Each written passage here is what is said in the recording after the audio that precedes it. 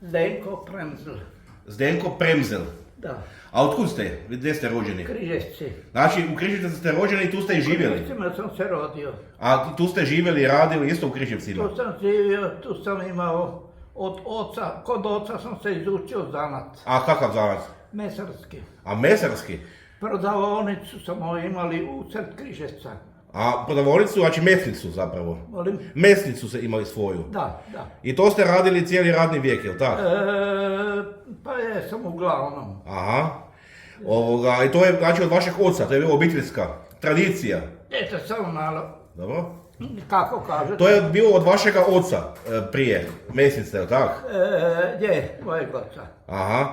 Dobro, i znači i čujem da sad, u kojoj ste sad godini? Koliko imate godina? Ja. Da, vi, koliko imate godina? Ja sam rođen 25.7.1919. 19. Da. Znači To je 103. 104. ste godini. 104. da. I kak vas zdravlje služi? Vi malo teže hodate? Baš meni služi. A kad? Ja imam pernicioznu anemiju. Aha, a ne znam zapravo ni kaj je to. Kakva je to bolest? Morate mi reći kakva je to bolest. To je slabokrvnost. A, slabokrvnost. Bolest sam više put, pa bolest me smeta. A, gledajte. Znate što, ja nisam pio nikada vino. Nikada niste pili vino? Ne, nikada. Pa me je to sam trebao sam pa nekad, svaki dan malo. Malo barem. Da. Tako da ima kiseline u želucu, međutim, ja nisam pio pa nemam kiselinu. Niste pili ništa od alkohola? Nikada. Nikada niste niš popili? Nikada. A ste ovako, još kaj drugo pazili, kad se tiče prehrane i to, imali ste mesnicu, pa ste sigurno puno mesa jeli, ste pazili kaj na prehranu, pa ste zbog toga možda toliko dugovječni? Čim sam se bavio, znate šta, imao sam mali vinograd i mali voćnjak jedan. Dobro. I to sam radio u vinogradu i u voćnjaku. I to vas je opuštalo?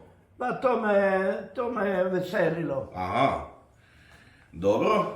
Znači a kako dugo ste tu u domu?